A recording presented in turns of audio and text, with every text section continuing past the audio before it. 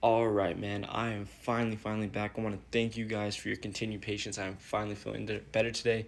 I feel like I can fully talk and talk louder so you guys can actually hear me. So now I'm finally excited to get on about the news about the Dallas Mavericks versus the Boston Celtics in the 2024 NBA Finals. Now, following Dallas going up 3-1 against the Minnesota Timberwolves, I went and did some research and wanted to try and see what team in history compares to this historic run for the Dallas Mavericks. And it was so interesting just to see the dynamics of the different teams that I thought that they compared to. But there wasn't one that really hit the nail on the head when I was looking through that has such a stacked backcourt that they have and has both the offensive and defensive capabilities around the same levels. Until I came across the 2019 and 2020 Rockets. And the comparison is absolutely insane. For starters, both of them have two disgruntled point guards who got traded to them in the midst of a season.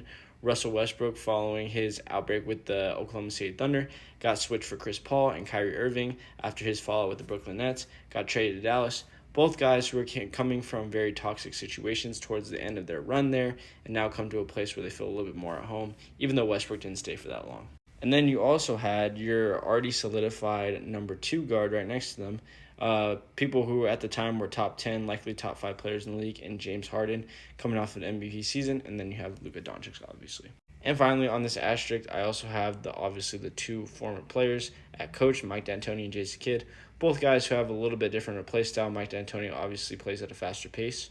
And another thing to take into consideration about these both teams is not only how much they relied on their star-studded backcourt, but also how they had a really great rim protector underneath. Dallas had Daniel Gafford and Derek Lively, and Houston relied on Clint Capella. And outside of those 3 to 4 players, they also relied on guys who were much more athletes than they were skilled basketball players. Guys who they relied for their shooting capabilities and also their ability to jump high and run quick to gain rebounds and get quickly up the floor.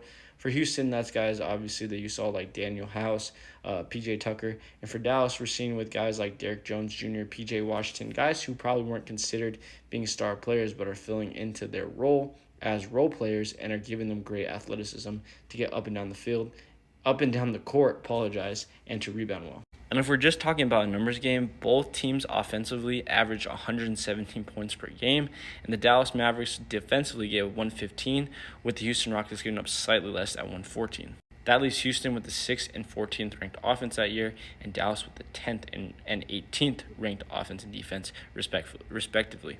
Both having a similar net rating, Dallas with 2.2 and Houston with 2.8.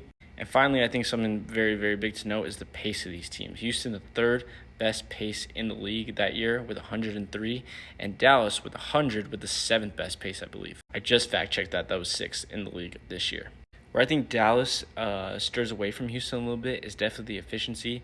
48% from the field compared to Houston's 45, and 36 from 3 compared to Houston's 33. A little bit, just a slight difference, but it definitely matters, especially on the run-up to the finals, and was one of the reasons why Houston lost in the second round and couldn't get past the Los Angeles Lakers. But also with Dallas having a lot more depth in the big area, it's allowing them to rebound a lot better than Houston ever did, especially when they went up against the Lakers in that second round series and had to face Anthony Davis, which is Clint Capella, PJ Tucker, and Daniel House at center. Dallas also has 2 less average turnovers for the season, but interesting loses in rebounds, having 2 less rebounds averages for the season. All in all, it's going to be so interesting to see how far Dallas can go against Boston. We saw the cap that Houston had losing in the second round, but this Dallas team is a little bit more efficient. They turn the ball over a little bit less, and they have not had to face a team like the Los Angeles Lakers that puts them against a star big, and they were able to handle star bigs such as Karl Anthony Towns, Rudy Gobert, and Naz Reid. So I think that this Dallas team, I apologize, while being compared to this Houston team, is a lot better, a lot more efficient. Even though they lost in rebounds, is a little bit better at rebounding and protecting the rim, and has a little bit more depth.